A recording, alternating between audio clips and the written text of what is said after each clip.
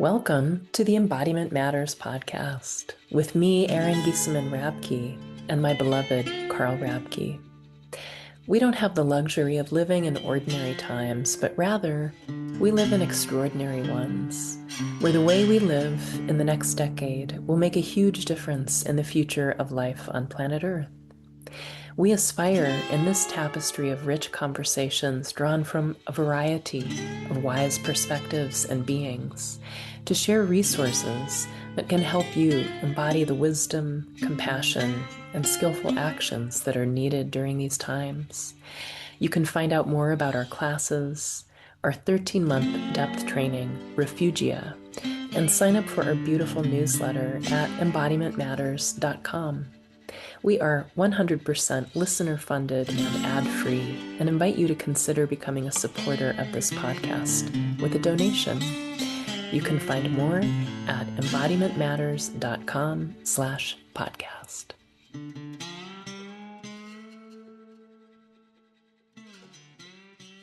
Greetings, listener friends. Carl here, and I am so honored and delighted to share with you this conversation, this meeting of two rivers of such depth and soul and elder wisdom for our times.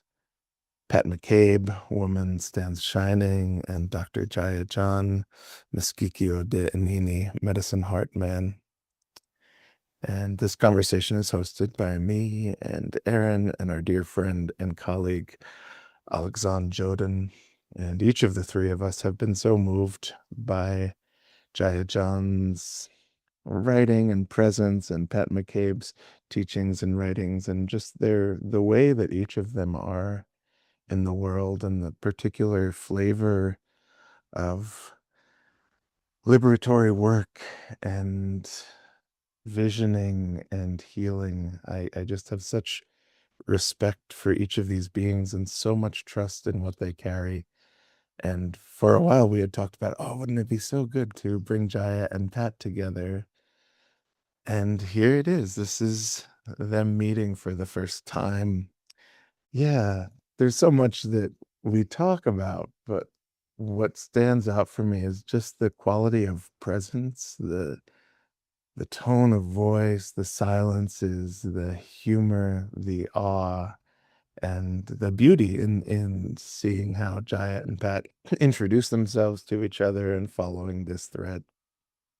So some of the themes they explore are power and the power over dominant systems and what are other possibilities of power in this world.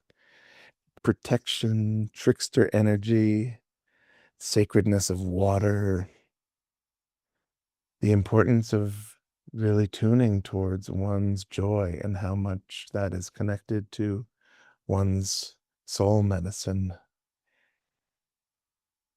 There's such a sweet thread of like a love letter to the lands of northern New Mexico, where Pat currently resides and where Jaiya grew up. So there's so much about the mountains and the water and the birds and the acequias, and just it is a love letter to New Mexico on many levels. So we hope you enjoy the conversation. You can find more about Jaiya John at jaiyajohn.com and more about Pat McCabe and her work and teachings at patmccabe.net. I'm so grateful to be alive at the same time as these beings, as we're in this world and this moment. And as Pat often says, we are born for these times. We chose to come here now, and so grateful to have the wisdom of these two beings and to be able to share that with you today. So thank you so much for listening. Welcome, welcome, friends. We are so honored to be in this space together, in this ceremony, in this conversation. And I think we would love to begin by inviting Jaiya and Pat for you to each introduce yourselves so we can hear your names in your voices, and then we'll let this great mystery unfold. My sister, Pat, please. Well, I'll say greetings and good morning, good afternoon, good evening, wherever you are, and yate epene, it's morning here. And Jaiya, I don't know where you are. Where are you? I'm in Ventura County, up the coast from Los Angeles. Oh, okay. All right. Yeah. Picture where you are. Thank you. And you? And you? And I'm here in northern New Mexico in the mountains in Taos. I was hoping. In God's country over here. Yeah. Yeah. Uh, feeling strong, waking up in my own house, and um uh I did some writing this morning. Carl, I saw that you already saw that. So I had so much moving. As we were just saying, I was a part of a pretty huge gathering. We got to a capacity of 1,000 people like instantly for the Science and Non-Duality meeting of the Architecture of Silence. And so all the way leading up to that, and then moving through it, and then afterwards, so much moving inside of me. So anyways, I'm arriving like that, and I'll say I'm from Dene Nation. My daughter always says we're incorrectly known as Navajo, but we call ourselves Dene. And so I'll say she'eia tachi nashli aro ashi bashishchi and ma'ish gesne dashanale and taushi dashache guatao tari nashli. So I'm naming my clans here. It's our way of introducing, and I call it my spiritual GPS coordinates, coming from paternal and maternal sides of the family. And yeah, I'm a human being, holy earth surface walker, feeling my clan grandfather used to say, here we are, holy earth surface walkers, dazzled by creation, coming upon temptation. and and for some reason I'm really feeling that this morning. Yeah. I'm feeling dazzled, and I'm witnessing my own temptations of different kinds. And I always have to add on that one that when he talked about coming upon temptation, I say, and that was pre-colonization, okay? He's just talking about human beings. so Oh my. so I don't know. Maybe I'll just leave it there for introduction, and ask you, Jaiya, in our meeting here, what should I know? I know. I mean, I feel like I'm laughing because I knew that this was going to be, you all would be recording really a meeting, the two of us, and not even knowing what this will be, just trusting in the glory of it. What should you know, Pat? Well, my name is Jaiya John. I have many names, of course.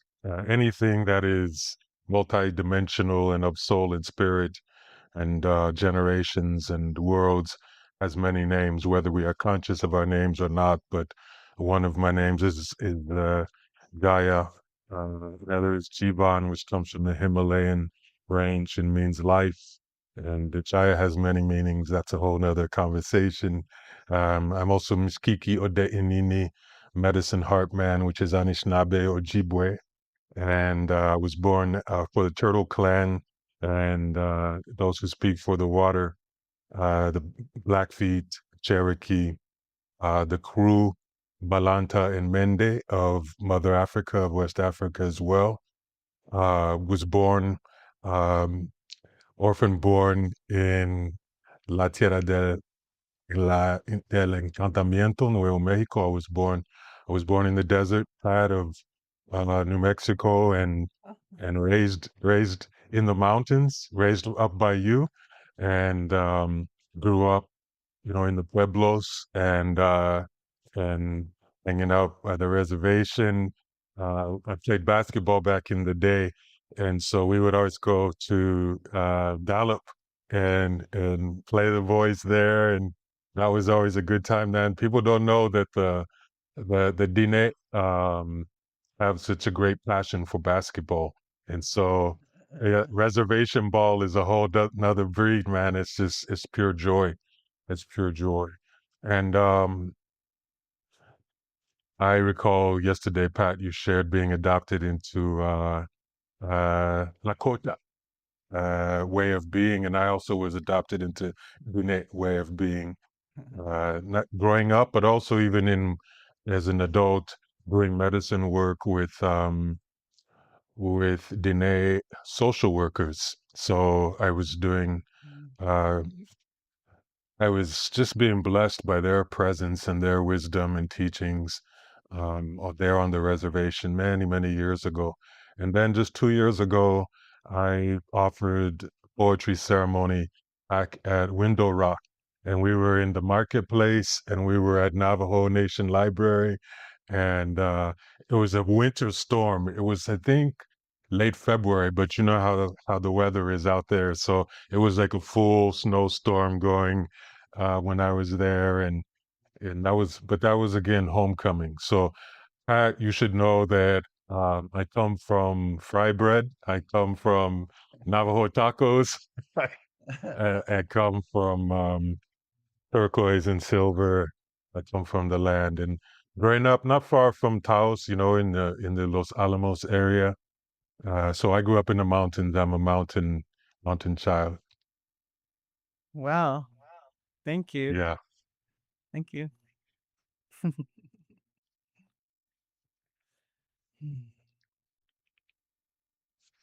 I feel the three of you w- waiting for us to just wind up and go. That's what I'm feeling. Yeah. We're so ready. What what was do you have a vision? Do you have a vision for this? I think what you just said of we adore both of you and just revere the teachings you pour forth and know, we each have enough questions that we could hang out for probably 7 or 8 hours today, but we're mostly want to follow what's emergent for you and really trust this meeting and this between. So that's the vision. May it be of benefit, Yeah, no, I hope. I hope. something in following both of your work and your presence in the world, there's something that it's a frequency of this bone knowing, like that is the direction of healing and liberation that I want to go and I want to follow. And so we were called to just be in the mystery together. Well, thank you. Gratitude. And I'm gonna lay just a little something in the middle here too, which is I also thought that, and I'm not sure where this came from, but I've been moving towards this conversation with some thoughts about speaking about men's nation. thank you, Pat. And you were going in that direction yesterday. Um, there was something you said that stuck with me. Let's see if my old brain can recall it. It pierced me though. Um, you spoke, Pat, of obviously this harm that has come to both men's nation and women's nation from centuries of patriarchy. The devastation that has rendered for us, and where we find ourselves now. Um, I know Alexandre and Carl do a lot of medicine work in this area. Um, as the veil is lifting and so much is being revealed of the harms, um, I too feel it is a good season for us. It is a timely season for us to speak of these things. So we can certainly lend our vessels to that today. And um, also, just whatever yesterday's river, the sediment of it has brought forth for you, Pat, into today. I feel like we can just swim in that. We can, we can stay in those waters. Mm. Yeah. And yeah, yeah. And then I'm sure both of us, we really are just bringing our lands to this. So this is a New Mexican, this is a Dene, this is I grew up in the Jemez Mountains, so we're bringing the mountain spirit, the mountain people to this. Pine trees and the aspen trees and the deer kin and streams and rivers, the afternoon monsoon rainstorms in the summer.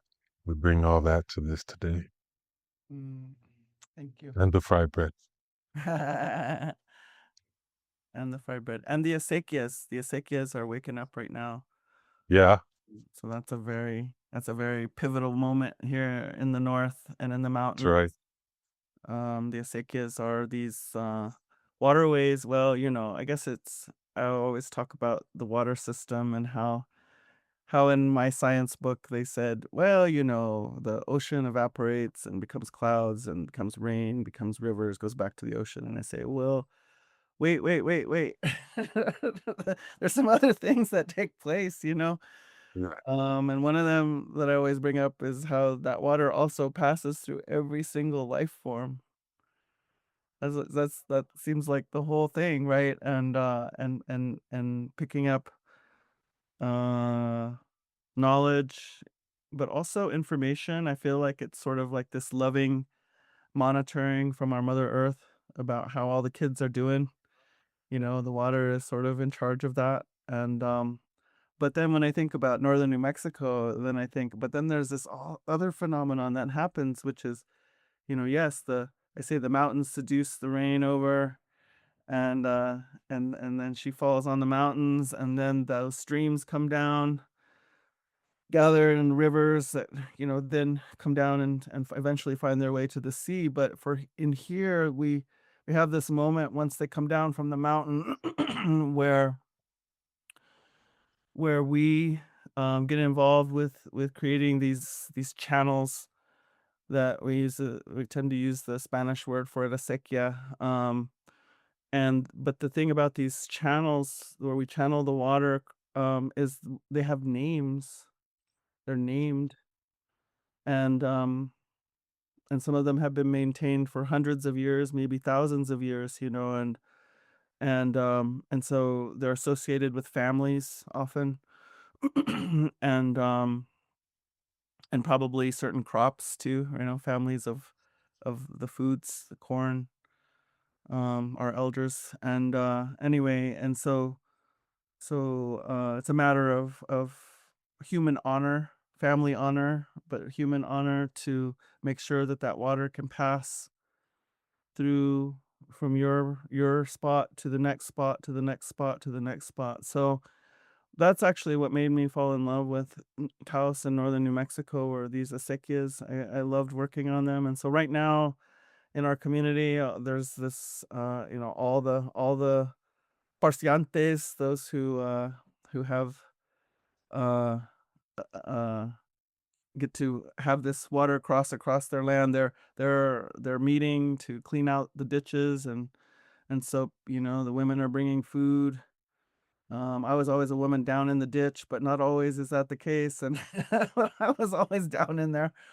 I put my daughter Lila June. Some people know my daughter Lila June, and I used to lay her down on a blanket in the ditch and put another blanket over her while we were working. And so she really grew up literally in the acequia, and so that's a very precious time for us here. My son is a farmer here and working on I don't know, he works on like 36 different places, and he was at Standing Rock, and he was one of the ones who got arrested and put in the dog cage with his brother.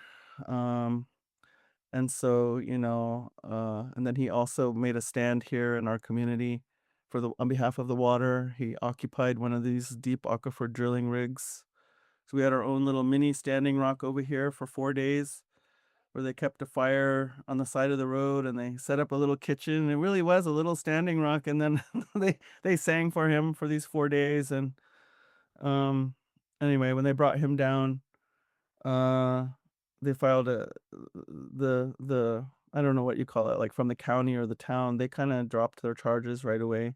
Because even the state police in our area, so different from Standing Rock, the state police in our area are all homeboys and girls, and so they understood what he was doing and why he was doing it. So they actually were pretty easy on him. They let him get smudged off and they let him smoke out the pipe before they brought him in even, and even the sheriff thanked him for what he did. And so it was a very different vibration that way over here. That's how much respect and reverence we have for the water even now. Yeah. And then but then the people who were wanting to drill the rigs, they filed a $2 million lawsuit against him. And fortunately, I guess we'll say he had no assets at all. So there wasn't anything to grab hold of. So now he says, Mom, this is water protection. This is water protection to help people fall in love with those acequias and the water. Because Mm. once they fall in love, then they're not gonna let anything happen. And so maybe you have that relationship too with this part of the world. It's actually making me tear up here. Yeah. I'm really tender this morning, but yeah, just feeling that. So that's what's coming up for me about our part of the world here. Oh, sister. Hey, yeah, you're bringing tears. Um, I was born for the water. I'm water spirit, and you know, I'll just speak for the water. And you're bringing me back to my childhood because, yeah, up there in the north, the way the land is, um, there are so many folds, arroyos, mesas, and so you, as Pat says, really our human duty, if you're living in the north, you must assure that the water can make its way all the way all the way down and be preserved in those acequias, those channels. And I naturally gravitated there, Pat, so I would be there for hours and hours at this time of year. Um, I'd be there after school. I would be there on the weekends, and I just felt that this need to be um, maintaining those channels, have my fingers in the soil, the red clay, the uh, what do you call that?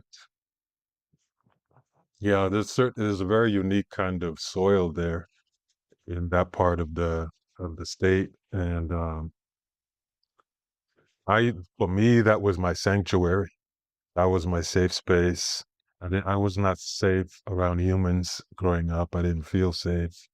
Um, and the way that, people were relating to my appearance, my body, my form, um, my lineage, just was unsafe. So I go out into the mountains, go out into the woods, and fortunately, where we lived, that we had direct access, and I could pretty much walk out of the house into the forest, into the mountains, and um, just grew up in these channels, and really intimately was acquainted with the insect people who lived there, and the the salamander people, and the lizard and snake, and um,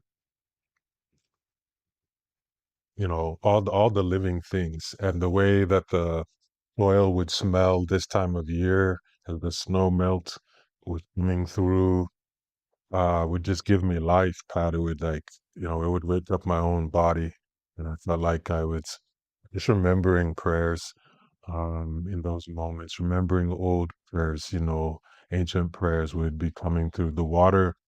Its behavior with the land was also its behavior inside the land of my body. And so it was ceremony, and it was ritual and prayer and medicine all at once. And you were speaking of the water. I was listening um, this morning to you and Francis Weller, one of the old sand recordings. I think it was maybe December 2024, winter solstice. And no, yeah, I think it was yeah, no, it was that conversation, and you were speaking of the water. I think you had a glass of water at that time, did you? Hmm. Yeah, Yeah. and so yeah, helping us out to really understand um not only the nature of water, but its duty, its calling among us. I actually was going to ask if we could, treat this as ceremony and, you know, the indigenous tradition, the African, especially tradition of libation, and calling our ancestors to us. And we wanted to humbly invite you, if you have it in you, in your heart today, Pat, to offer a song um, in this ceremony. But I have water with us, and so we can call our people to us. We can call, when I say people, all speaking of all living things who live now, who have lived, and in the circularity of time, who will live, and all of them exist in this moment. And we need them. We need them for our grieving. We need them for our strength and our edification, our fortification. In New Mexico, there's something called a petrified forest, which has been kind of treated like a tourist trap through the decades. But I grew up really fascinated with this idea that a living thing like a tree could be petrified into stone over a certain number of eons, given the right conditions. And I saw, even as a child, I would be reflecting on what does it mean for us as human beings, um, the way our body is composed. What does it mean for us to live in the way that we were designed? What does that do in terms of maintaining our composition? And then what happens when we lose our way, we lose that beauty path, and we're not really nourishing ourselves as we are required? Is there the possibility that a human being could go from being the suppleness of a tree in a forest to being petrified into stone? And so water plays a big role in both of those processes, both the sustaining of the human composition and fluidity to remain in river nature, but then also the deficit that comes, the drought that comes when we disconnect and lose ourselves from our sources and our ways, and the drying out that happens, the hardening that happens. So when we call our ancestors to us, for me, it is it is a way of really irrigating the soul. It's bringing water back to the land that is our current condition. You say, if you're having a bad day, you're depressed, you're down, you're angry, you're frustrated, confused, you're hurting, whatever it may be, going through hard times. When we call our ancestors to us, it's not just for them to wrap themselves around us as a sacred blanket, but it's also for them.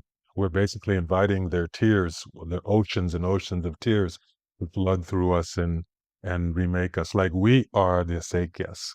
We need to be flooded by that water. So, um, how shall we proceed? How do you feel, Pat? Do you have a song?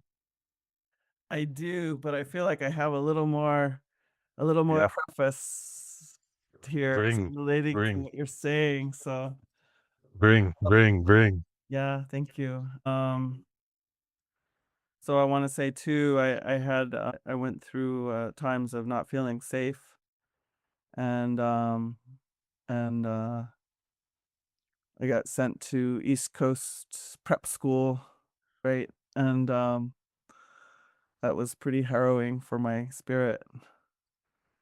And and I had too many other pressures on me, difficulties that were being, you know, sent from home and such. And anyway, I feel like I kind of broke in that process, and Uh, uh, uh, which is something that I've been working with, because I went back to that prep school for the first time since I was 17, um, a couple years ago, and right when I went into this assembly hall where we used to meet every morning, the whole student body. All it had just ended, and all those students were coming out, and I was going upstream, and they were coming out, filing past me, and I thought, "Oh my gosh, we were just babies. We were just babies, and they were, like, treating us like we were curing cancer and stuff," and, um, there was such high pressure. Oh my gosh, it was so intense, and so it was just such a big anyway, I got a lot of healing. But what I wanted to say was, so for me, I met a wild man one summer when I was in school, in university, and he brought me to the gorge in the Rio Grande, and he brought an eagle bone whistle with us, and he blew that eagle bone whistle and called a pair of eagles over to us. This was at dawn, right? He was not holding back anything, and, uh and man, I saw that, and I was there in that hot springs, and the Rio Grande was rushing by us, and I thought, "What in the world am I doing in school, man? I could be here. I could be doing this." And so I jumped ship. I jumped ship into Taos, and that was 40 years ago. And sometimes I get called on to talk to kids. Some of them are from private schools, and I tell them the story, and I always tell them, and I don't have a single regret, okay? mm, mm, mm, mm. So, we end up living right across from these warm springs, like right across. And so that I feel like that's what healed that mind. Like you're talking about as I was heading into being petrified, Yes, yes, calcified, yeah. everything, then that I listened to that water flowing down the mountainside across the arroyo from us day and night. It was just running. It was just flowing. And I felt like that just fed, helped me form my acequias, and help me, be able to hold Mm, that water again, and help me to be able to work that soil and become a living organism again.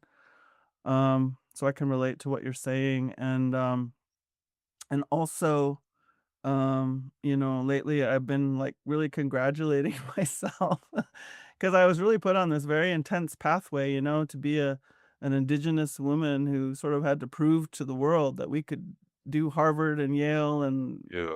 everything, the whole thing. But that wasn't for me, and so uh, I congratulate myself for seeing Taos and recognizing it and just jumping off right there, just being like, I'm like, wow, you knew even at 20 years old, you saw it and you knew it and you went for it. Good for you. Good for you. Exactly. Good for you. I love the self-congratulations. And did you have any people there in Taos, or you just felt it? Yeah, oh, wow. No, no, just my wild man, and Yeah, yeah. So so that's where we had our babies and raised our kids. Where Lila June was born and everything. Lila, I know Lila. Wow, I'm just realizing that you and I were not far from each other at one point in time, probably. Yeah. So you've been there 40 years. Let me see. 26. Yeah, yeah, because Taos and Los Alamos are not far apart. No. It's a yeah. Yeah, their At some relationship. point we were roaming the same mountains, and I had an uncle who worked leather there in Taos, and so we would go there, pretty often, and um, I'm feeling what you were just saying, Pat, about just hearing that trickling song of the water coming down, just that alone, just hearing its voice, is so healing. It's so centering and grounding. And what it does is, you're smelling that water. You may not even be close enough to see it, but you can smell it and you hear its song. and it it loosens up your molecules. So like, yeah, it's aerating you, it's irrigating you. Your molecules are dancing to that. It's incredible medicine. And I'm really happy for you that you landed there and that you recognized it, and you planted your roots. And uh, it's a it's hard to articulate, at least in the English words, what it means to be rooted in that part of the world and what that land has a particular medicine to it. And people speak of this energy vortex. Um, the Hopi speak of, Sipapu, the place of emergence, the womb place through which all life emerges. And it feels to me that there is some form of Sipapu right there, on those lands and in that sky. Yeah, I mean, And I even the know, geography, right? There's like the yeah, highest peak in the state, yes, comes down and then opens the valley, and then there's this huge crack in the earth that just goes off as far as the eye can see. It's dramatic. It's really dramatic, and that energy is very, very strong here. But the uh, other part of the preface that I wanted to bring, I don't want to rush this part, but you were headed right towards it. yeah, Is I've spent a lot of time in England, um, and I love it there. Other indigenous people are like, "Wow, what are you doing over there? That's where the colonization came from," and but for me, the earth there is just phenomenal. I can still feel like I feel like at different times human beings really get cooking with their relationship to earth and our role between earth and cosmos, huh? And those hot spots kind of move around through time, I think, and I feel like right now a lot of the world, or at least for some time, the world has been looking to first North American indigenous, but now more and more from South America. But I still feel when that center was there in those islands. And yeah, and man, it was deep. It was deep. And so I feel that relationship still right there. And so I just recently went to Avebury, which is a place of double stone circle. It's kind of a unique configuration over there. And I had a huge download there some years ago. And so I'm getting ready to do some ceremony in England this fall. And I thought, I should go and consult over there again. So we went, this was about 6 weeks ago. I was there and ended up in this little grove. And I remembered it after someone said, well, let's go up there. And so here's all these trees, not big ones, like maybe this big a trunk, and but their roots formed this lattice, that was it was all kind of just above soil, so you could see them. And so they kind of had I felt like being careful, walking in there because I was walking on their roots, um and man, when we got in the middle of that grove and standing on that lattice of the roots, you were just talking about, mm, we're talking about that connection and how blessed we are. I mean, talk about privilege to really feel and know that kind of passionate relationship with these places and with earth and with water. But in that grove, they were saying to me, see if I can put it into words some more. I've been working on trying to put it into some words. But it was like, this earth is so unique in all of creation. Like you use those words organic and mhm, organism to try to describe what's happening there. Um, but there's no mathematical equation that can really be her. There's no so it's all and the image that I sort of saw when they were saying this was like if you're drawing a circle on a computer, if you zoom in far enough, you're gonna see the square pixels, right? It can't actually be rounded.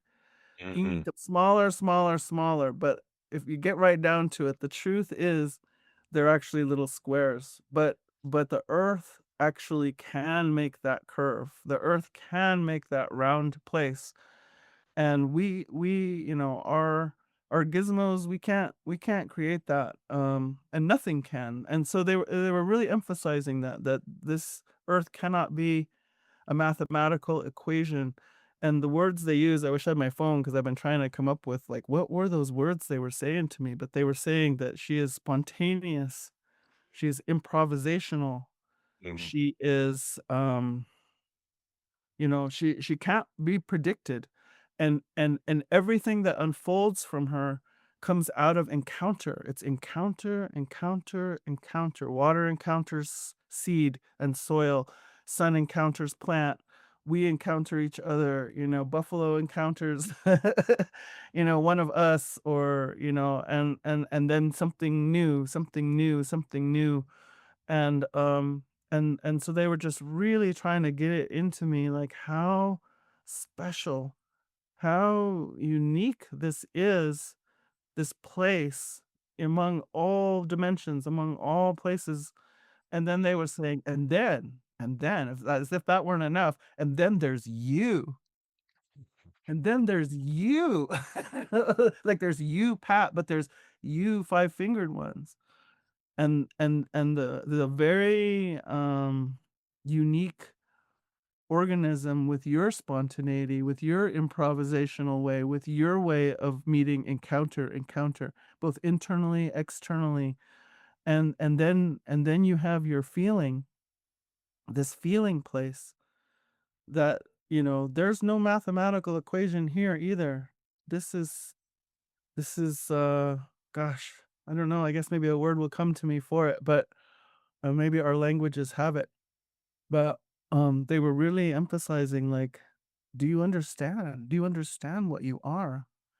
And Mhm. the fact that you exist is so precious to everything. Mhm. That's why everything, some of my elders say, everything looks this way, looks to this Mother Earth, and so in that sense, those old scientists who said Earth was at the center, they weren't far off.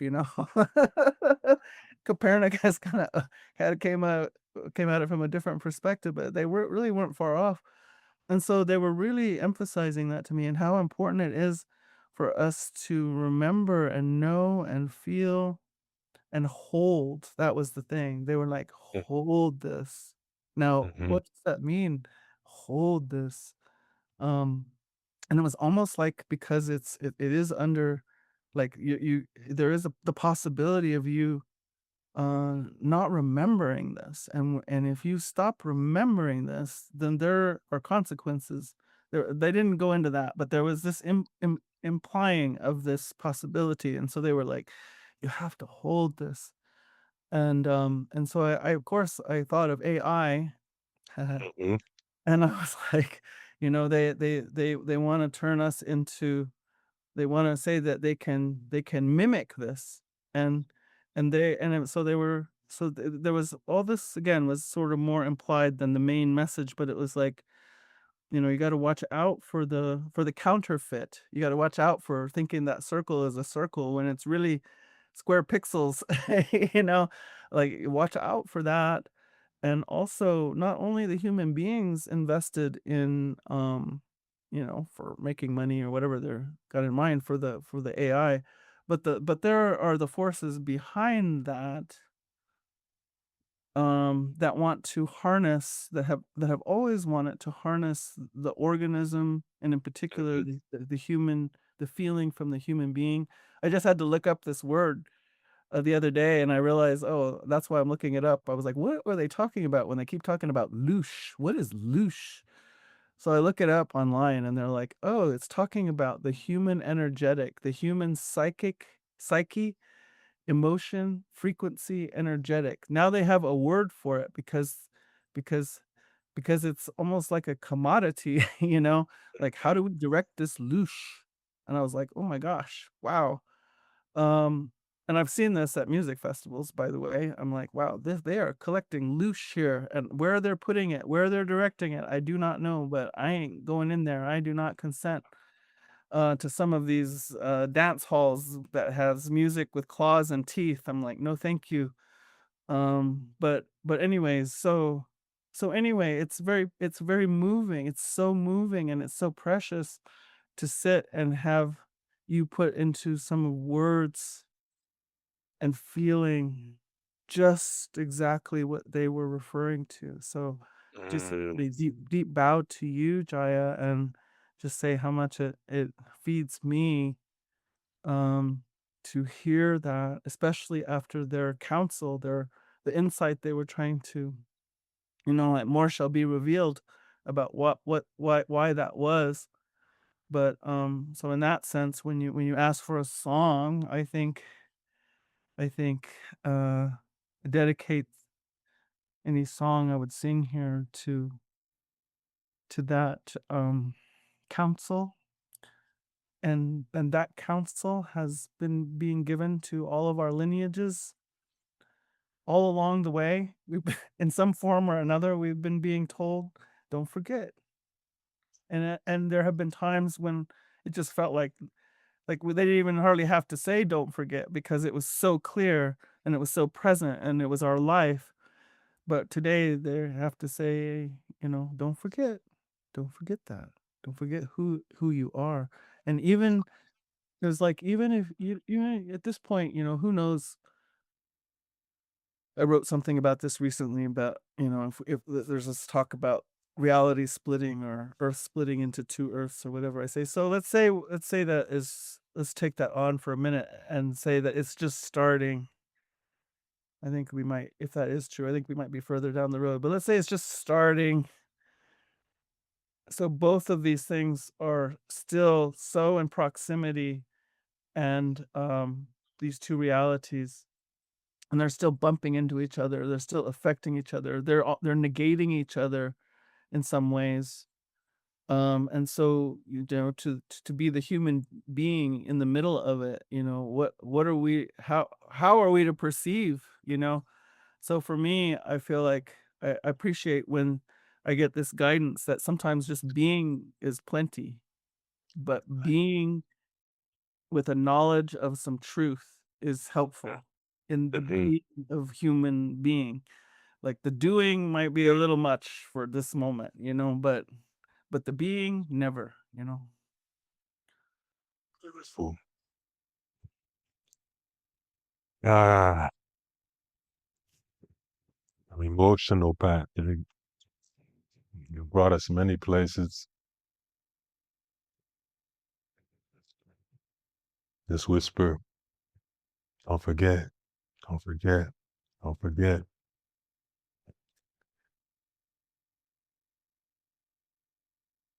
Pat, when I was growing up in those mountains, um, and I felt so unsafe.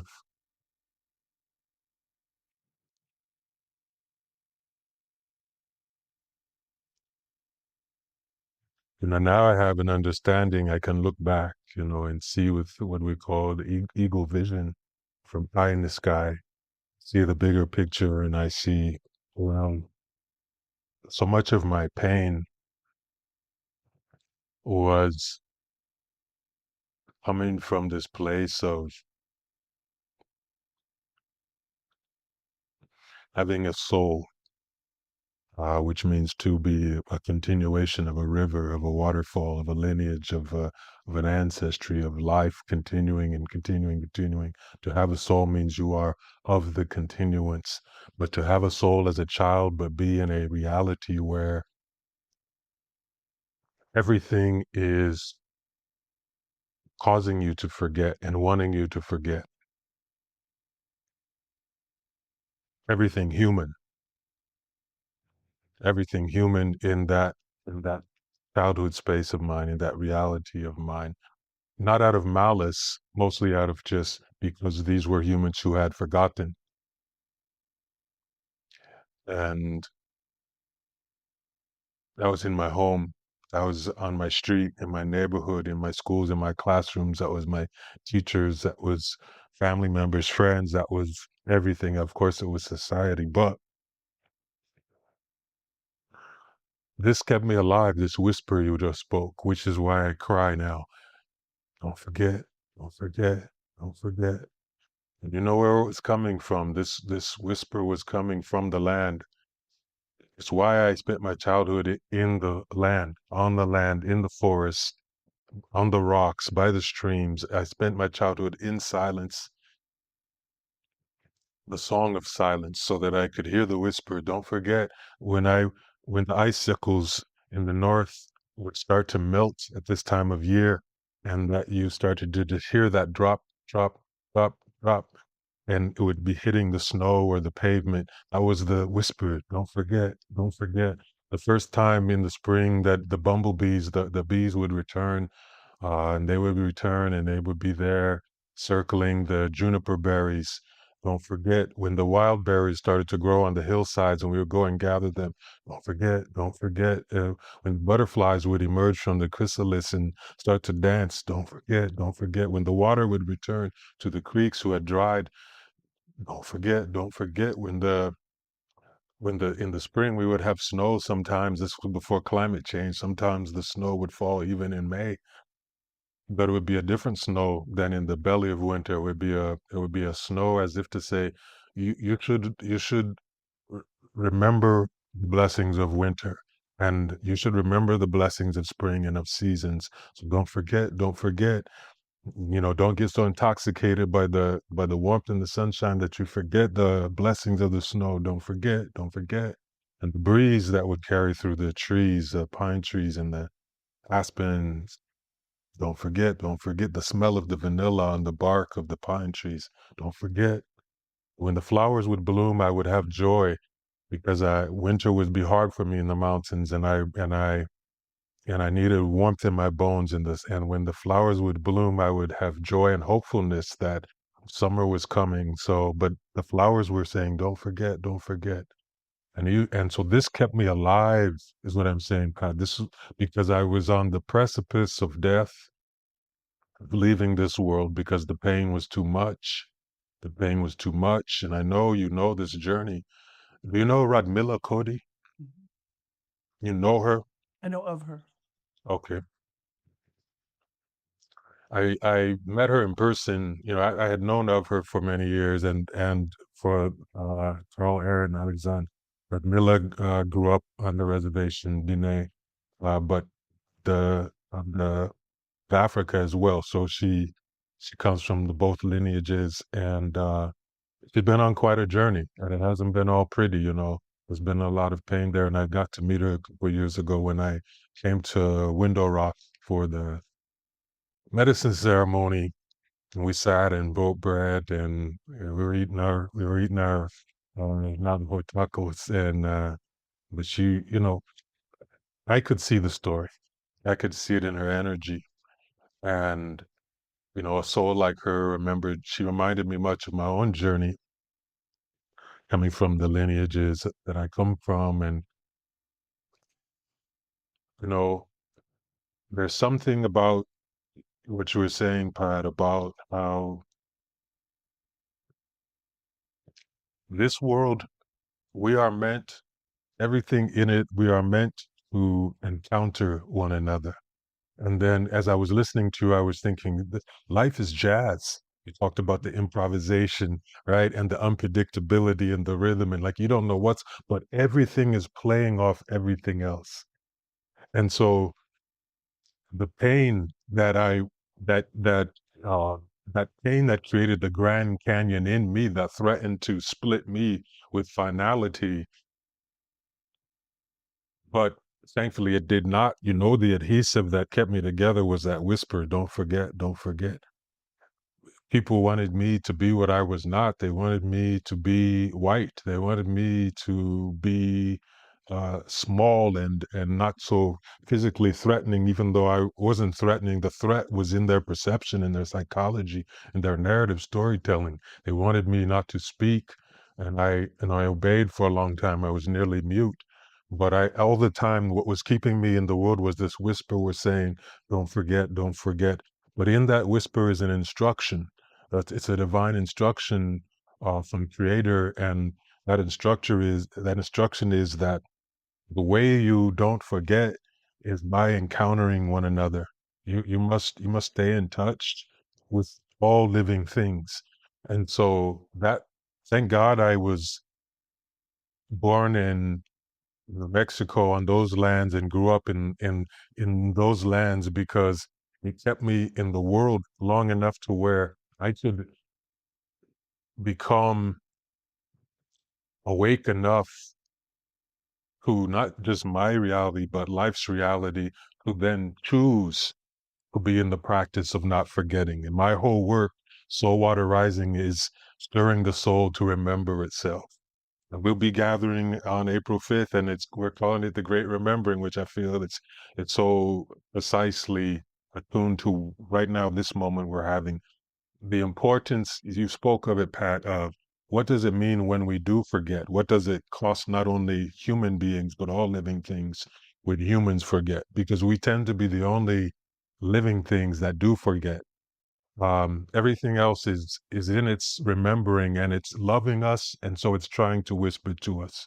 So I go up on mountains here where I live, and I climb up on the mountains. I stand on mountain tops, and I know there are blackbirds, thunderbirds, and there are or also known as maybe crows, ravens, red-tailed hawk, eagles. These bird people, I have love for them. And I know they are there in the canyon, and they draft the canyon floor, and they carry up on the warm currents to the heights. And so I go up on the mountain, and even before I see them, I feel their presence, and I extend my arms to let them know, these are my wings. And my wings, in my wingfulness, I am seeing you, recognizing you as of me, of my family, and I'm giving you love. I'm saying that I'm here because I'm not forgetting. I remember who you are. I remember who you are. Do you remember me? And the last time, which was just a couple of weeks ago, I was on the mountain, and usually it's the blackbirds or the hawks that they come and greet me. This day, for the first time, it was four buzzards, buzzards, large like thunderbirds, and they came immediately, and they started circling over me. They started circling over me, and when this from a human being, they recognized, well, the human too has wings, and the human sees our wings, and the human is no threat. This human remembers. The human remembers us, and so they were in ceremony right above me, like about 4 feet above me, just circling, circling, circling, and it was magic.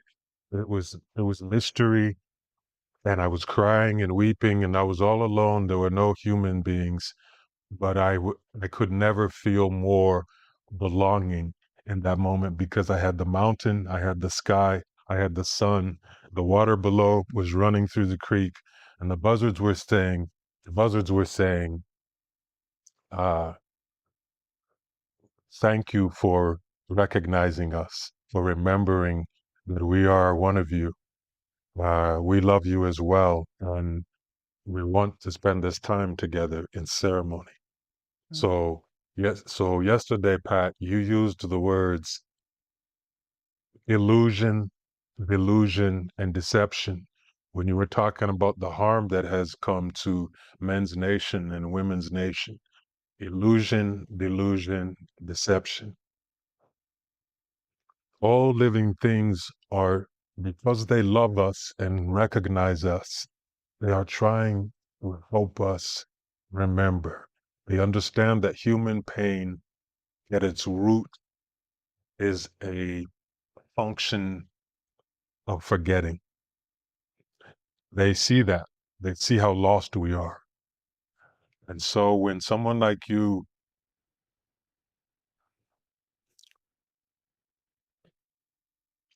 can locate herself in the mountains and root herself and raise her generations and then receive the water and carry the water forward. Your medicine and your ministry right now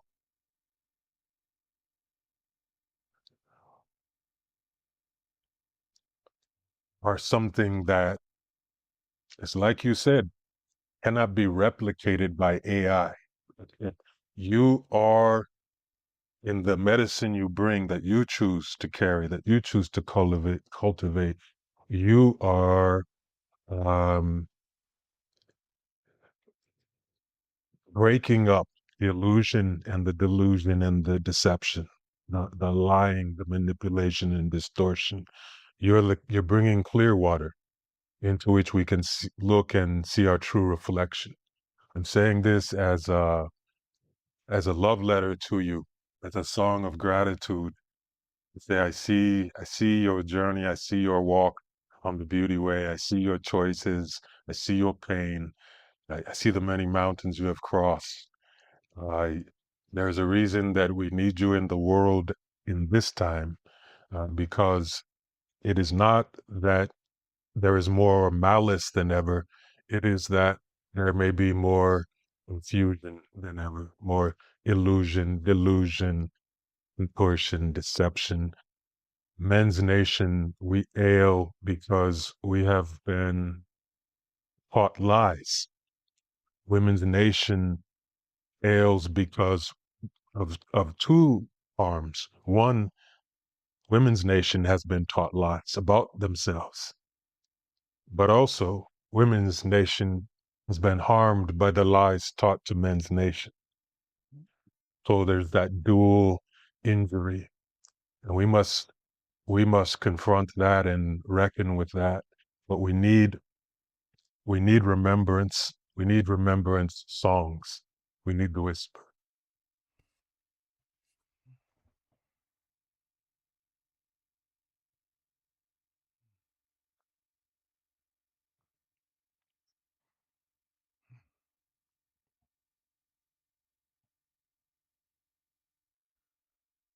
And so maybe with that, I'll offer a song. Don't always bring out the staff, but I'll bring out the staff.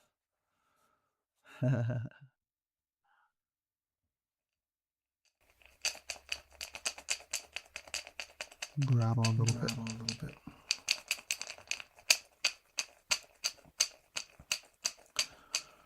This is a song that was gifted to me directly, and I call it the Going Backwards to Go Forward song. It's also a water song.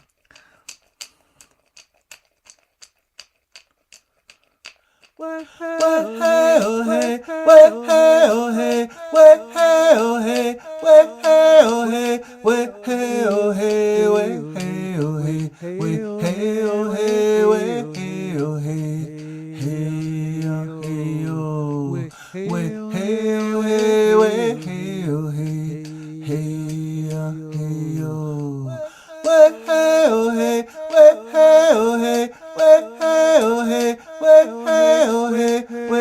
hey, way hey oh hey. Way hey oh hey, way hey oh hey, way hey oh hey, way hey oh hey, way hey oh hey, hey oh hey oh, way hey oh hey, way hey oh hey, hey oh hey oh, way hey oh hey, way hey oh hey, way hey oh hey, way hey oh hey, way hey oh hey, way hey oh hey, way hey oh hey, way hey oh hey, hey oh hey oh, way hey oh hey, way hey oh hey, hey oh hey oh, way hey oh hey, way hey oh hey, way hey oh hey, way hey oh hey, way hey oh hey, way hey oh hey, way hey oh hey, way hey oh hey, hey oh hey oh, way hey oh hey, way hey oh hey, hey oh hey oh. I'm gonna sing a song to honor the grandmothers here too. Way-ha-ya, hey-ya, way-ya, hey-ya, way-ro, way-ha-ya, hey-ya, way ya ya huero yo we ya ya we ya huero ya yo we ya ya we ya we ya huero yo Way-ha-ya, hey-ya, way-ya, ya, güero. Way-ha-ya, hey-ya, way-ya, ya, güero. Ey, yo. Way-ha-ya, hey-ya, way-ya, way-ya, ya, güero. Ey-ya, ey-yo. Way-ha-ya, hey-ha-ya. Way-ha-ya, hey-ha-ya. Way-ya, way-ya, ya, güero, ea, eo. Yup, yup, yup.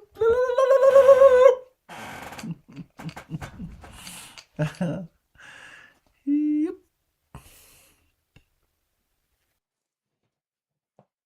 Thank you.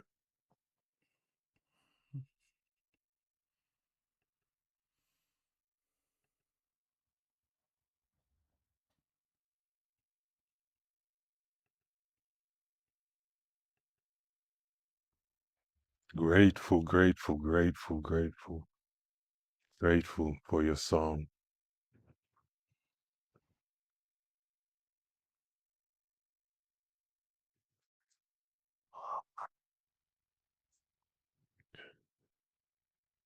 Good. How is your energy these days? Like, how's your energy? Hmm. I'm in the middle of sort of unexpected, I will say, a deep round of trauma healing work.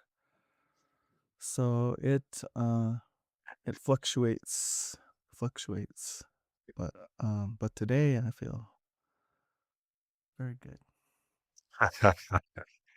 You feel good today.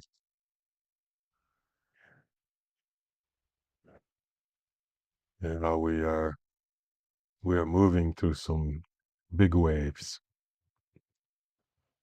in the world.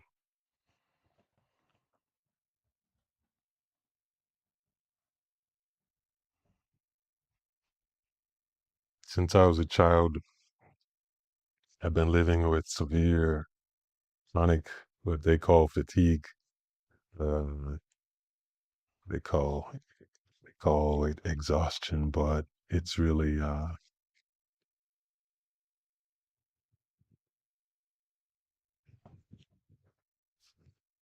it's a reflection of the intimacy you spoke of. The intimacy when we have intimacy with all things, then we feel what all things are feeling, and in a way, we can carry both the vitality that is in all things, the sun's limitless energy, the energy of creation. At the same time, in a human body, we are capable of carrying the depletion. So, uh, to, as a human, learn to hold both energies is a part of the journey, I feel. Um, and so, for one such as you, I would say, I'm always sending you energy. I'm sending you vitality and vibrance and radiance, and what the sun brings to Earth, I send to you. I'm like that.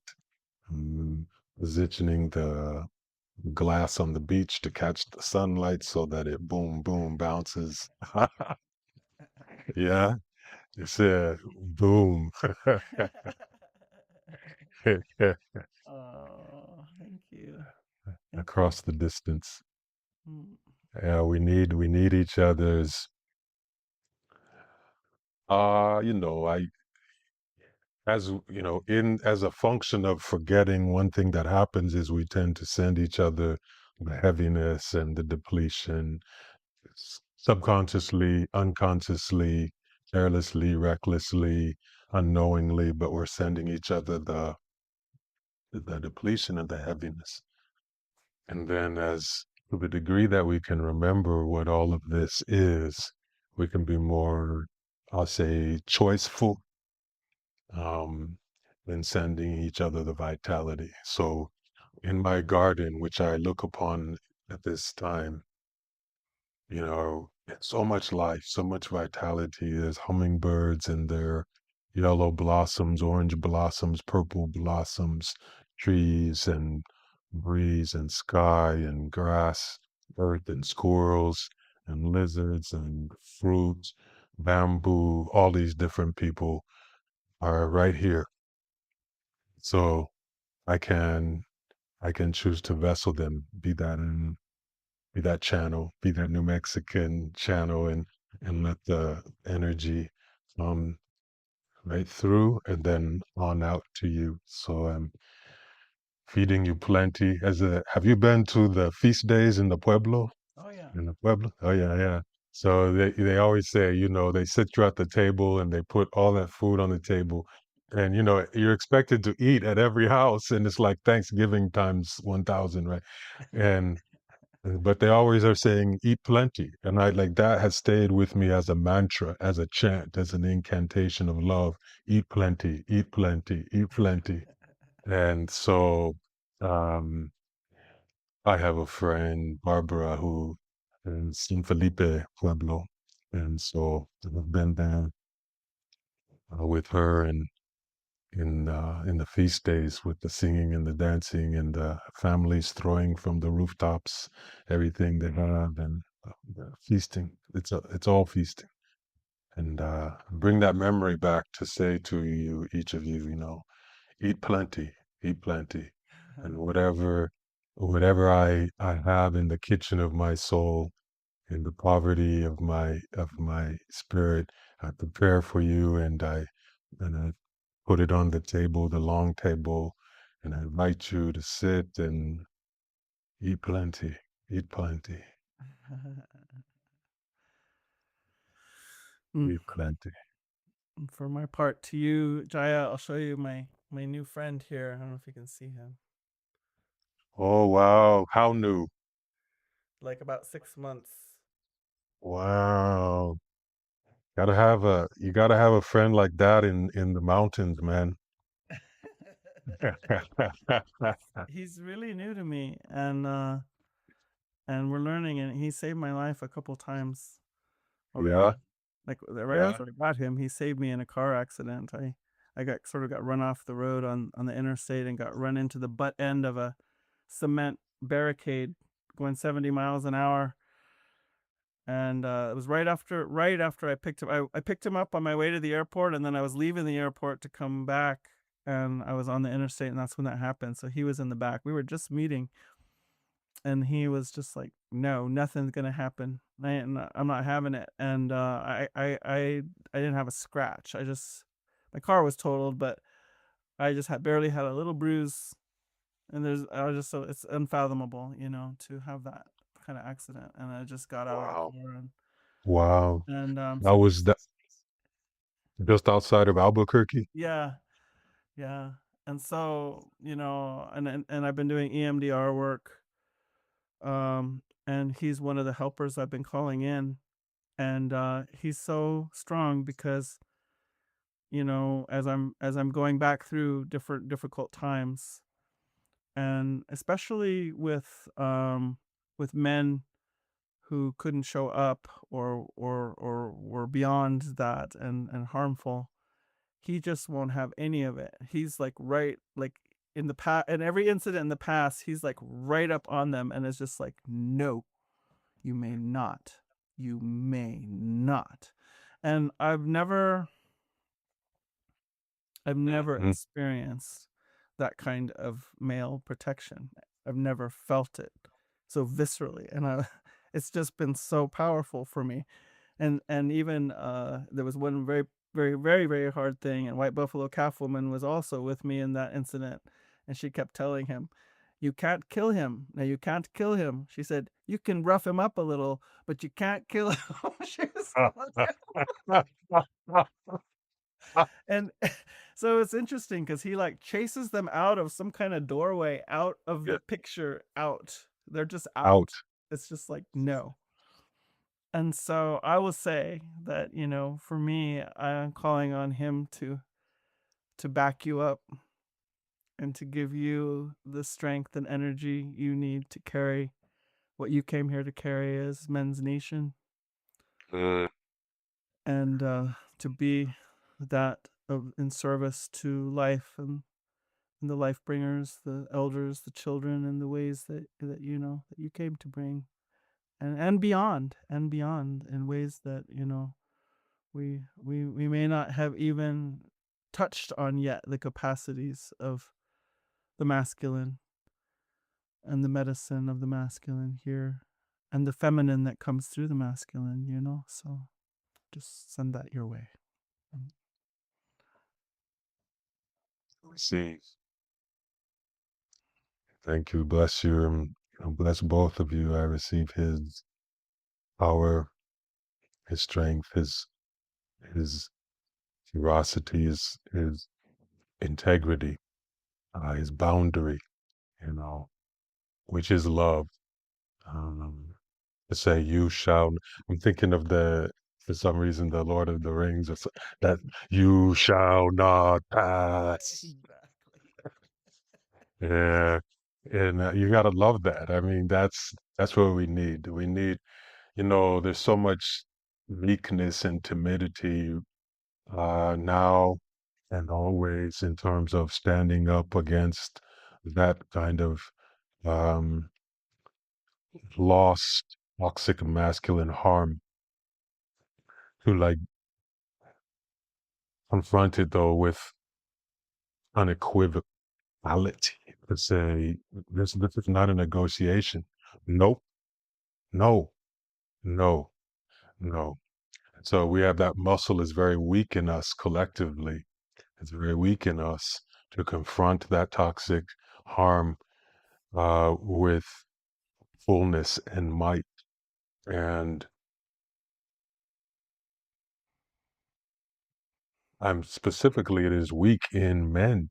So that's a muscle we need to go to the gym and train that. Repetition times resistance, gives you your results. And that muscle is atrophied. So I receive um his majesty, his ministry. I'm happy for you. I'm happy you have each other. You found each other. And yeah, he wasn't going to be letting you go so quickly. And so, he determined, no, this will continue. We just begun. So, um, we have work to do, we have work to do. Some of it is soft and some of it is firm. And what a time to be alive and carry this assignment. What a time. Uh, I'd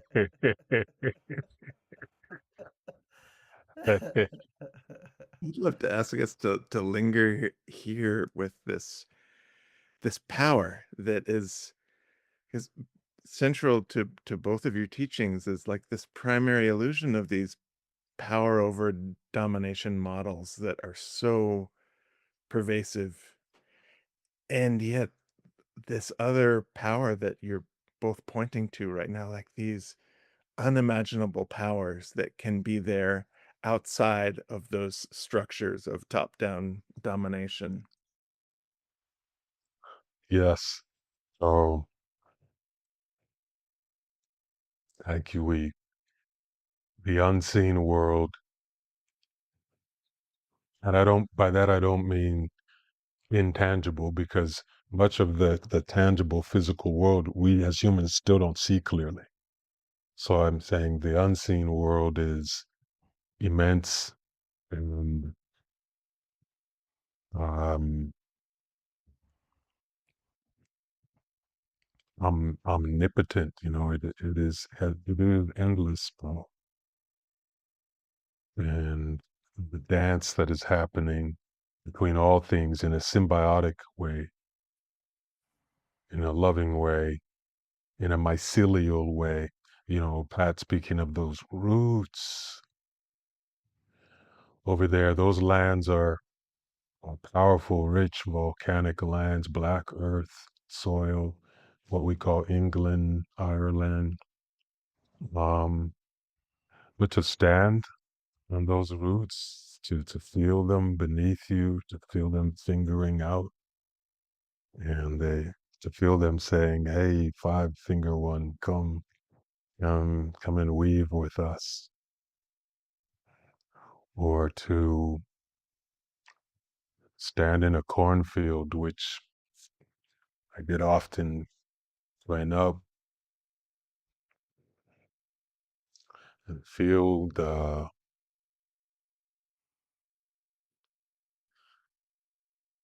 corn stalks brushing against each other, just feeling each other, and the corn sings, and it seems to have a certain song at night, a song at dawn. The song, yeah, we have in New Mexico the beautiful corn. We have the old corn, the original corn, and with its many colors. Those are sacred seeds for us to carry forward and preserve, man. Or to be in the presence of the piñon when they are roasting, or the chile, that chile, when it's roasting, and to smell it, all of that is a song, all of that is communication. So Carl, there is a power that cannot even be compared to structural man-made pseudo powers of these hierarchies and caste systems and apartheids and empires. They are, as Pat was saying yesterday, that's all illusion, delusion, and deception. So it's like the Wizard of Oz, that we're living in the moment where the curtain gets pulled back and it's just a little dude standing behind the curtain who's insecure and terrified, and he's been manipulating everybody. And here we are, we're in the moment, the veil lifting, the curtain parting. But the question is, to have truth can be an immense force. And humans sometimes it's unbearable, like looking directly into the sun. We have to be in the right condition to have capacity to receive truth. We need to be rooted in this earth of togetherness. Yeah, and I One guess thing I'm go ahead. Go ahead, Pat. I guess I'll say that that illusion, delusion, and deception. So I don't attribute all of what's taking place and the systems and even the forgetting to human beings or our nature. I feel like there are so many forces jockeying for position here on Earth, seen and unseen, human and non-human. And so as I was saying in the thing yesterday, that's why I have so much compassion for us and for Men's Nation and for all of us. So for me, I have to hold what we're witnessing as sort of the result of all that playing out for so long, until it comes to that moment. But then that is exactly it. That tricks. So I acknowledge trickster in this world. Yes, And yes. I say trickster has been waiting for just the right moment to yank the cover off Yeah. and throw all those who got lured further, further, further, further. For maybe it's okay to forget a little more, a little more, a little more. Mhm. Out, because that shame is a powerful thing. Shame is a powerful and corrosive thing, and it can drive some very powerful actions, right? So we're witnessing that, and so I just feel to name that. But when I bring this corn in, you know, I say this corn, this is white corn here in my screen. Mhm. Um this corn, I see this corn as having evolved us. I was sat with an elder only for part of one day, but he was going on for like 4 days teaching about the corn and what first leaf meant, second leaf, next paraleaf. He was talking about everything, and he was saying how this brought us our mathematics, our physics, a lot of our science as indigenous people. And so that's why I say this corn evolved us. We co-evolved with this one, and so I'm stewarding a land return at the base of Sisnajene, or the easternmost of our 4 sacred mountains. And the first hosting we had there, after that return, although still to be determined what that means, the return.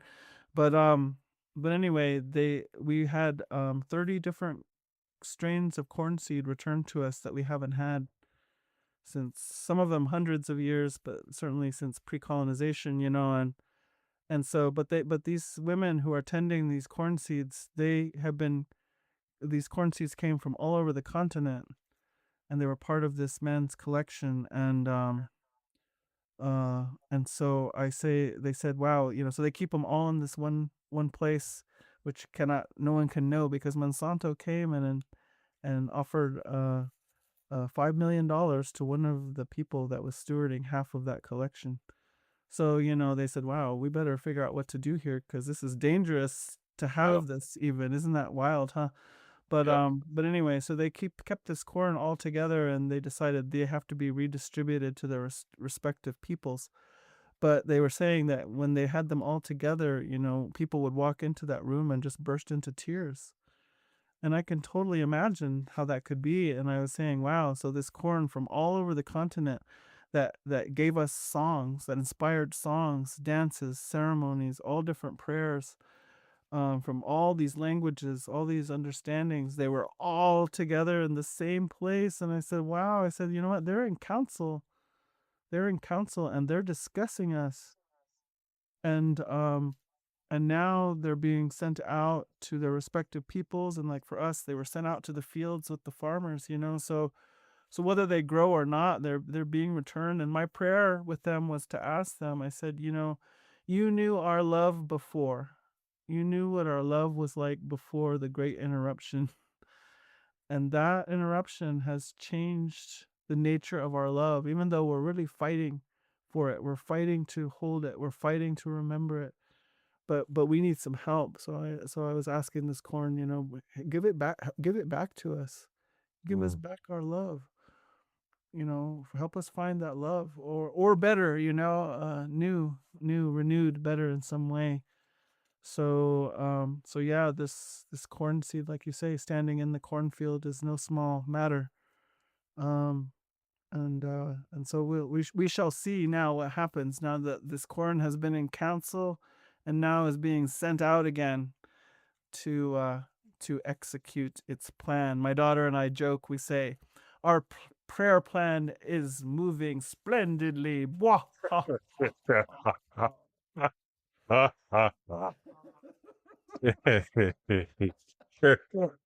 That's one of the things I was about to say a moment ago, is that I grieve and I miss, living here, I miss native humor. I miss Indian humor.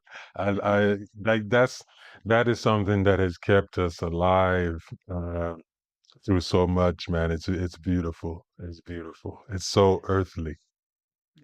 Yeah. No pretension about it. Wah, ah, ah, ah. Thorin is powerful, a powerful teacher, powerful um, relative, and I feel like you were speaking of the mathematics that it has brought to us, and I was thinking of the Chinese abacus. Mm. If you look at it, it appears similar to corn, Yeah, you know, seeds. and yeah, so.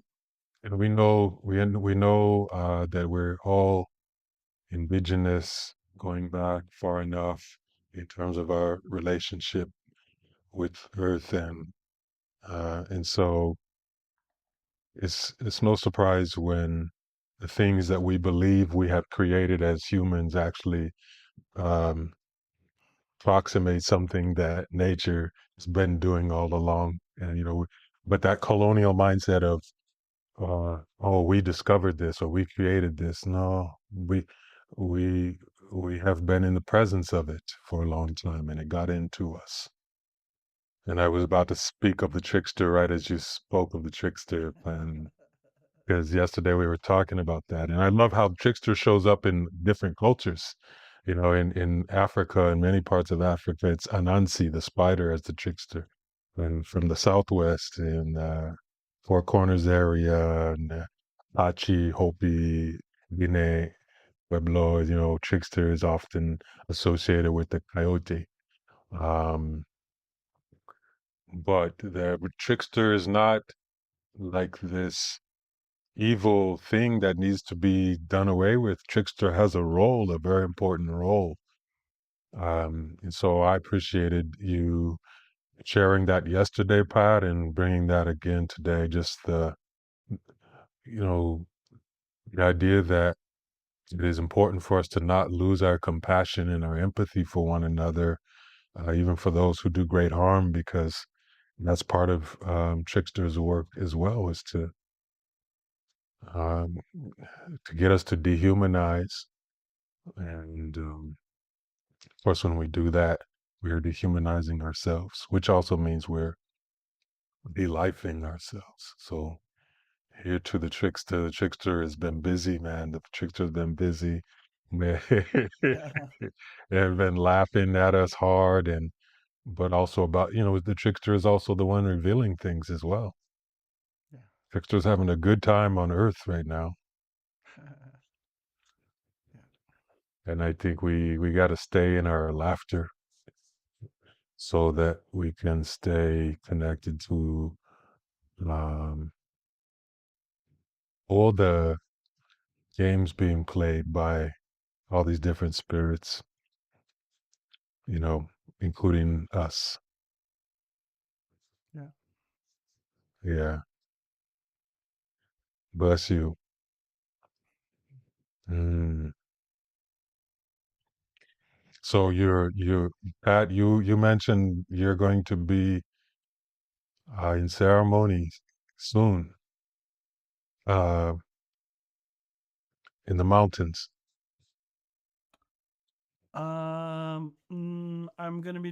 We're gonna be putting ceremony together in England in the Oh, fall. in England.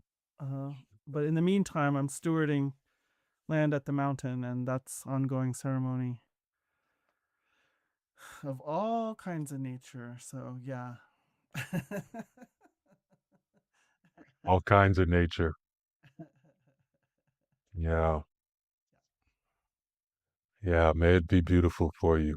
Thank you. Mm-hmm. Yeah. Bless you. Thank you. Yeah. Can I weave in with a question here? Yes.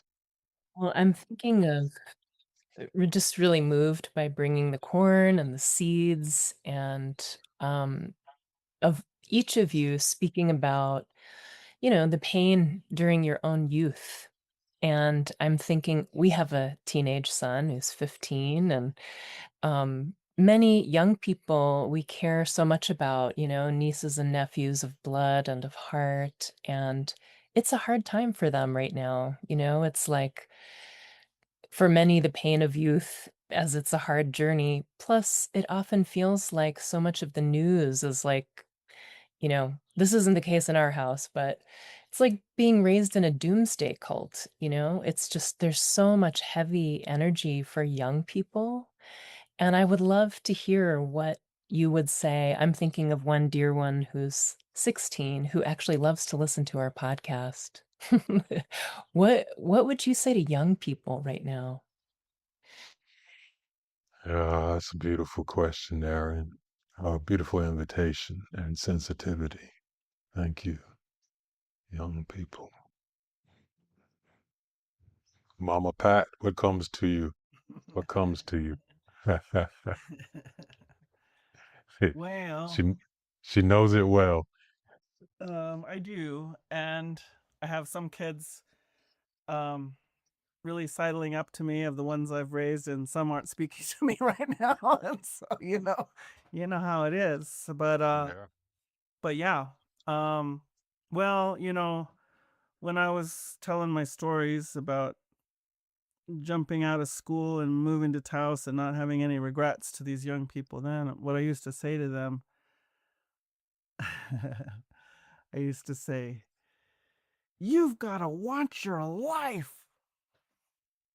You've got to want your life. You got to want it like this. You got to want it. You got to want your life. That's really important because you're going to need that. And I didn't know what I was speaking those years ago, but I'm seeing it more and more. And I told them, and so whatever makes you want your life, um, follow it, follow it, follow it. And that might have to do with school, and that might not have to do with school at all.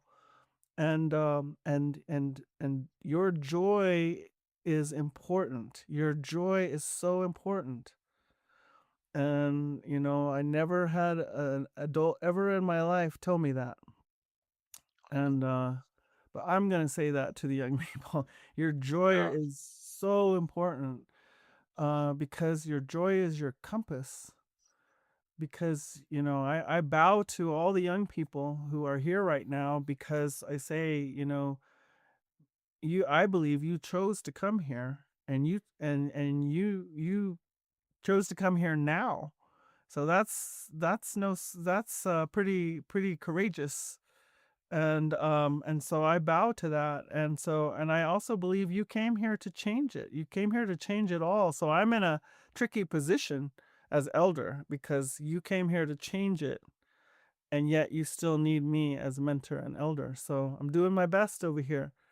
But I'll say that you came for purpose. And so the reason your joy is so important is because there's nothing more joyful than when you start honing in on that reason that you came, your purpose. Mm. And so, as you heard in our stories, we kind of got set far afield maybe from what we actually came here to be and do. So we had to find it, and it was very confusing. And I didn't have many people around me that could say, but I still found it. And so I say, I'm living my purpose, and it's joyful. Doesn't mean I'm happy, like just giggling every day. I go through some hard stuff, but I have joy in it. And so, that's why I say your joy is your compass, because the closer you get to joy, the closer you're getting to your purpose. Mm. So, I tell the adults around them, the teachers would be standing around these kids, and I'd say, and listen, you gotta find your joy. You gotta, because how can we ask them to want their life and find their joy if you're not gonna want your life and find your joy? You want them to follow you so they can be just as miserable as you're being? Absolutely not. So we have an accountability that way. I have an accountability to my joy on behalf of the young people, I feel, Mhm. you know. Mm. Mm. Music to my heart. Yeah. You know, I feel like she thought you just opened my own mouth and um, spoke my own words. You know, um, yeah, because it's true. What kept me in the world when I was younger, um, was that encounter with why I'm here. I mean, it was always strong in me and loud in me, but I was a child, so my interpretation and translation of it was often murky, muddy, clouded, confused, or maybe I knew what it was, that calling, that assignment, but I was terrified.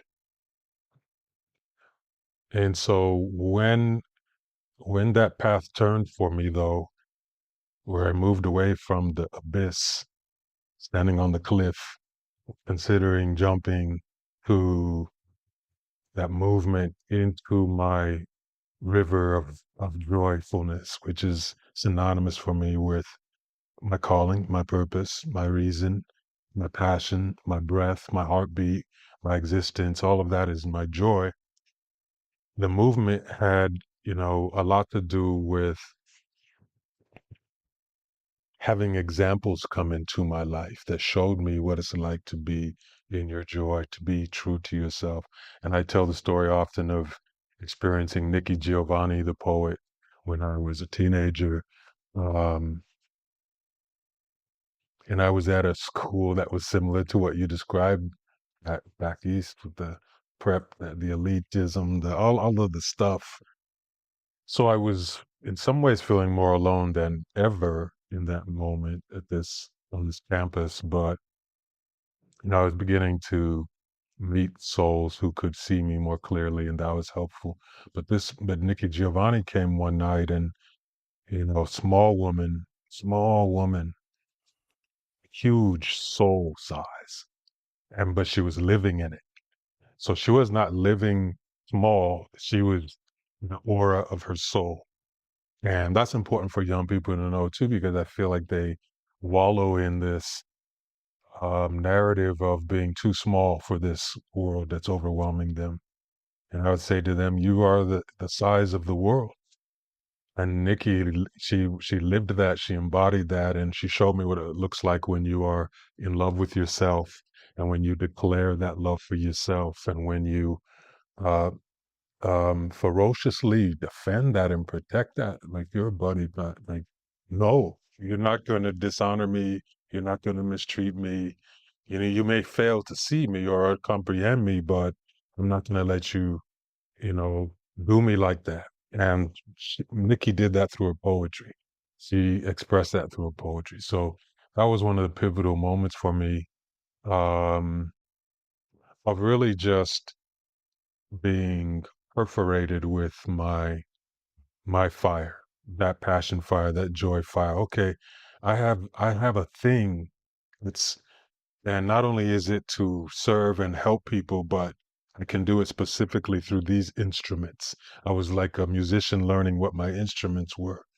And then the other thing I think is that young people now are awash in distraction. And so distraction can kill you because it can keep you from your joy. Distraction can sweep you out to sea like a riptide, and you're so far out in the ocean you don't know how to get your way back, or you feel like you're losing the strength to swim all the way back.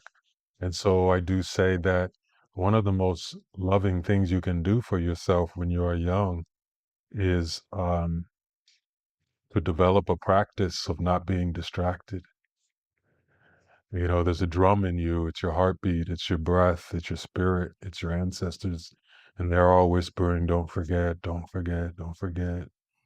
And how do you love yourself? By listening to that voice. And to listen to that voice, you need to not be distracted. The distraction dissipates you and your immanence all over the place, to where you'd be in danger of losing your composition entirely. So I say amen to every word that is speaking, because I just, my own personal testimony. That's all I can offer to a young person is like, this is how my journey has been.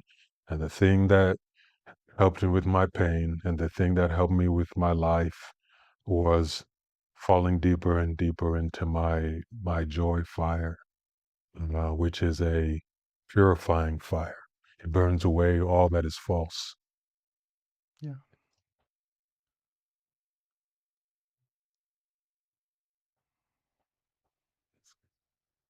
Mm.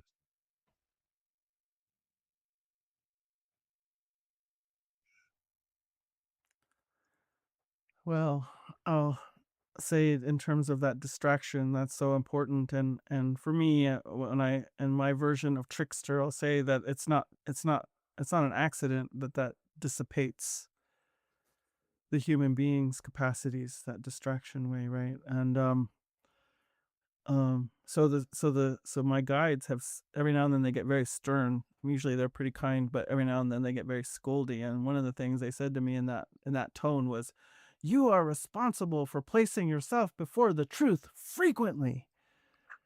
I'm like, wow, okay. Because they say,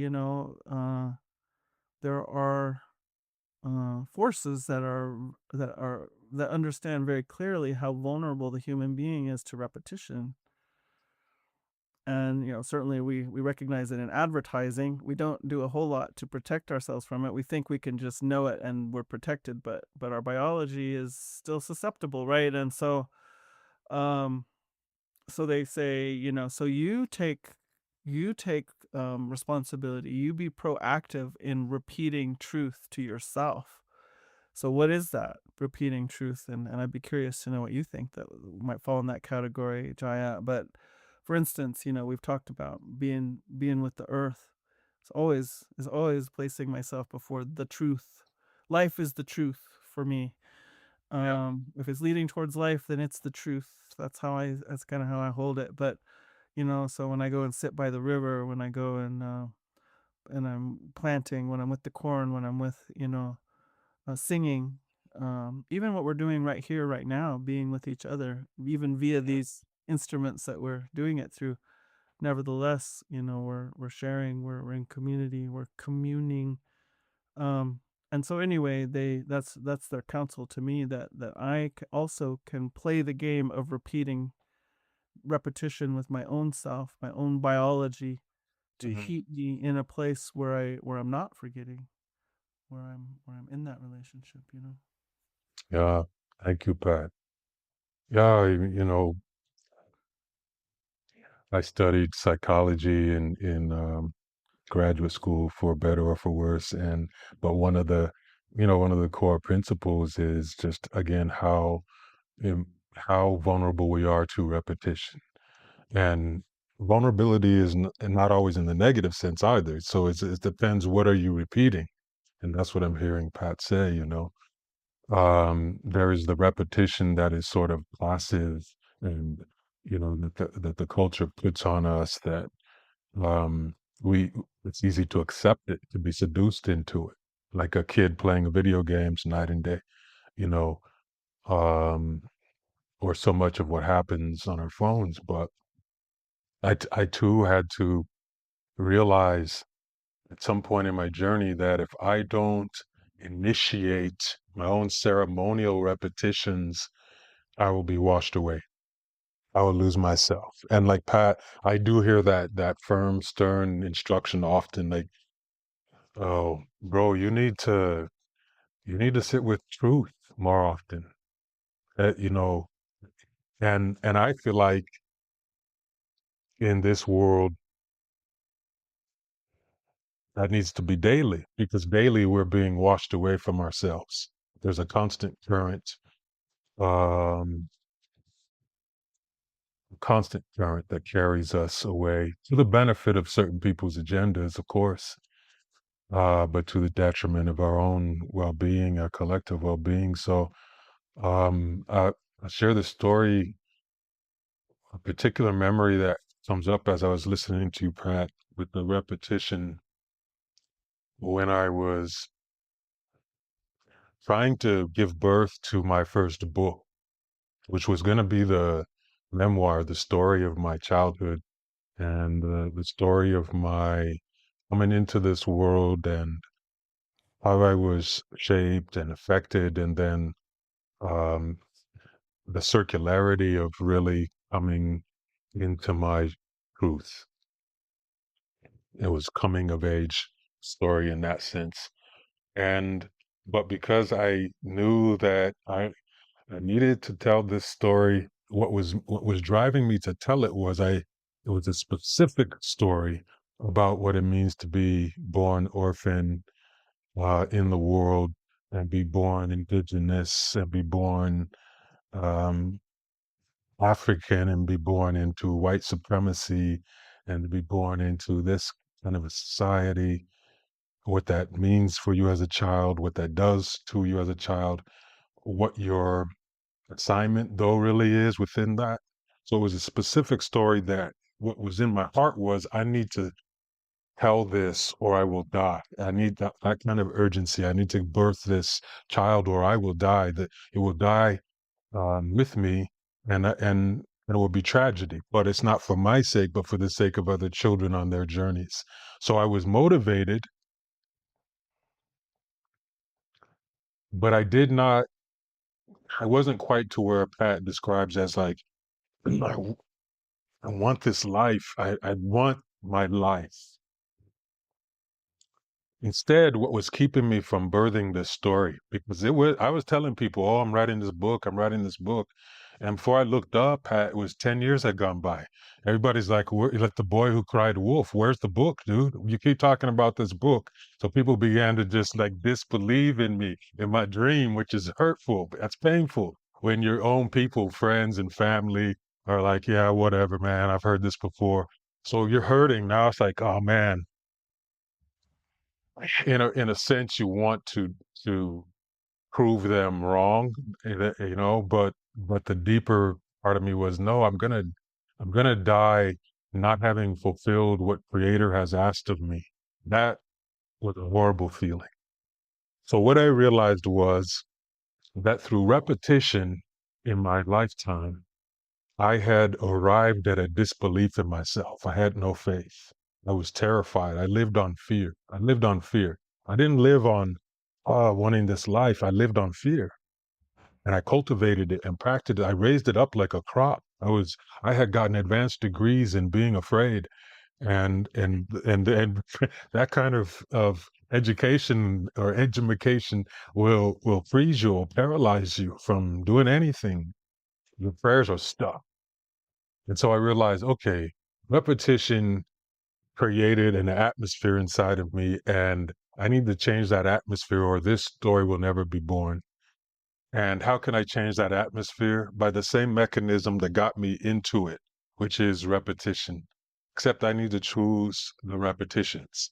I need to choose my ceremonies. And so what I did was, it might seem very simple or simplistic, um, but it had roots. It was deep, and it has set a template for me ever since. What I first had to do was spend time in deep contemplation so that I could identify what were the repetitions that had created this atmosphere of terror and fear. Where did they come from? How did I inherit them? You know, what was keeping them alive? These stories, right? These false stories that caused me to feel or tell myself and feel that I was not worthy of birthing this story. I was not big enough. I was not ready enough. I was not qualified enough. I was not skilled enough. Blah, blah, blah. Or fear about how people are going to respond to the story out in the world. What will my friends and family think and say? Will people reject me? Will I be shunned and scorned and abandoned again? Well, all these fears of what would happen relationally. Because I knew I was going to be talking about things that in this country are taboo, especially at that time, race. And not just race, but also race within this construct, this very strange, unique to this society construct of adoption. Like, I'm not talking about indigenous adoption has happened throughout human history. I'm talking about white supremacist adoption as a factory industry, where it's not about the well-being of children and what children need. It's really, if you understand this industry closely, if you study it, if you pay attention to it, or if you live it, you see that it really is, it's a it's a supply mechanism for um, people who want children for whatever reason. And some of those reasons may be pure, some of them may not be. Uh, but many of the people that work in the industry have been trained and propagandized to see it as this benevolent, noble calling. But we live in a capitalistic reality, and it is a capitalistic endeavor ultimately. So I knew I was going to be touching on taboos, and I was going to be speaking my truths in ways that offended and upset people and all of that. So all that was going on into my fear and paralysis. What I did um, was then I had to have ceremonies for releasing those narratives from me through repetition. And then I had to have ceremonies for the atmosphere that I needed to create in myself of belief, of faith, of this what Pat's describing, this kind of how do you, I don't know how to say it in English, but where you fiercely desire your own life. And I knew my life would not continue unless I birthed this. So like I fiercely needed to feel like I'm doing this. I need to be determined to give birth. How do I create the inner conditions by which my determination to give birth will be deep enough to overcome the fear? And so I reasoned all this out, right? I spent a lot of time, months and months, in deep contemplation, painful, honest looking at myself and seeing what the fear stories were, and then seeing what the atmosphere needed to be to give birth. And I said, okay, this will be the repetition ceremony. I'm going to print out the words that represent the fear, the seeds of fear and roots of fear on paper, big font, big words. And I'm gonna put that up all around my bed, my writing space, the kitchen, the refrigerator. Everywhere I go in my house, I will not be able to escape reckoning with the reflection of my fears. But when I encounter those words and their spirit, then I'm going to have me a ceremony, and that ceremony might be 1 second long. It might be, an hour long, but I'm going to sit with that energy and I'm going to have a conversation with it. And the conversation needs to be one in which I am letting it go. Thank you for your service. You know, I appreciate everything that you've done to get me through as a survival narrative, but I yearn to be free. And I also yearn to not be in this pain any longer. So I'm um I'm letting you know with love and compassion and mercy in me that it's time for you to go. And so I would repeat this. The repetitions were throughout each day, and they were consistently across days, weeks, and months. And then I did a similar thing for the liberating atmosphere where I identified the qualities and the energies and the spirits that I needed to have in me, inhabit me. Faith, belief, determination, devotion, love, servitude to other children, honoring my ancestors, honoring my own life. And I also represented these energies in words and language, printed them out in big letters and put them up everywhere so that I could not encounter them. And then every time I encountered them, I sat in ceremony with them and I worked on the repetition of venerating the spirit of that word inside my body and my being. I was raising up crops. I was raising up new crops that I had never raised before. But only through repetition did I learn what that even felt like. Did I learn what does it feel like to love myself instead of be disgusted with myself? What does it feel like to embrace my appearance instead of feel like this is what makes me a monster in this white world? What does it feel like to give myself permission to call out for my ancestors and grieve my ancestors and grieve my family who I had never known and grieve these things and call out for them and embrace them? What does it feel like in my body and being to give myself permission to have these things that other people had that they took for granted, but yet they didn't want me to have because it threatened their idea of who I was and what I should be, which is when you are Black or brown, and especially when you are Black and brown and in systems that come with being an orphan, you're expected to be having nothing in your heart but gratitude. You should be grateful. Say that to us. You people, you native people, you should be grateful that we came and we brought you into civilization. You Black people should be grateful that we brought you from out of your savage past and after. You should be grateful. You should be grateful that we put you in foster care. You should be grateful. You should be grateful. This is the refrain that everyone hears if they are not the top of the caste system. Caste system is always saying, everybody beneath us in this pyramid of death, you should be grateful. What I was overcoming through my repetition ceremonies was that not only narrative and spirit, but that daily flooding. So my repetitions needed to be constant, and they needed to be intentional, and they needed to be strong. And so every time I encountered that word in my home space, in my life space, a word would change my atmosphere to be ready for birth. I would sit in ceremony, and I would summon and incant and sing up the spirit of that word. And it did transform the climate within me, the weather system within me. So that's how I alchemized and transmuted my condition. And it's something that I still have to do every day, because if I don't sit in that repetition river, then I backslide immediately. I think we regress immediately in this world. If we're not swimming intentionally, we get swept backward because we're swimming upstream against the current of conditioning and past and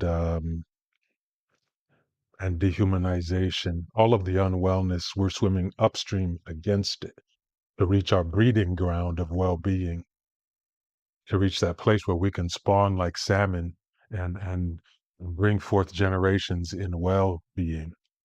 And so I need my ceremonies. And sometimes, the stern sort of correction does come to me from spirit, like, hey man, you're getting lazy, man. I've already shown you what happens when you don't sit in this and exercise the repetitions. So get to it, back to it, get back to it, get back to it, get back to it. Yeah. Hey, thank you. Thank you. Yeah. Thank you. I have my own practice, which involves a period of deep repetition every day, every day, every day. And that's how I become free of the bondage of money. And that's how I become free of the bondage, like these things that, how can a human being be free of these things? Well, you can, but you got to be able to somehow locate and repeat the truth frequently. So they were right. They were right. They were right. I laughed at the word frequently because they were being precise with that language. Frequently, Pat, not just whatever you want, not every now and then, not just on the calendar every now and then. No, you got to stay with it. You gotta drink your water. And like you though, the other big medicine though is just that, for me to be in what they call nature as much as possible. So I've had the privilege of having access throughout my life, or creating access. If I'm living, like I was living in the DC area for a long time and living in neighborhoods where I didn't have as much access, but then I chose to invest in having plant people in my home, and or just spending time under the sky. So medicine, I mean, the creation, natural creation will always bring you back through its own instantaneous repetition, because it's repeating constantly. So just get with it, and then you osmosis and boom. Repeating constantly in improvisation and spontaneous and random encounter. Yes, yes, like a jokester, just like, hey man, having fun with itself, playing. Some kind of stand-up comedy, jazz. Yeah, nature's saying, I'll be here all week. This is where to find me. I'll be here. Man, so much love, Pat. I can't thank you enough for this, for sitting with us. day, and I know in so many unpredictable ways there's more to come. Yeah, Indeed. indeed. I'll play a role in making it so, for sure. Hey, thank you, sister. Thank you, sister. Thank you, sister. When one of these days, maybe we break bread on the land itself, Yeah, New Mexico land. definitely. Yeah. Thank you. Yeah, thank you all Thank you both. for hosting and bringing us all. Bless you for bringing us together. Thank you so much. Bless you. Bless you.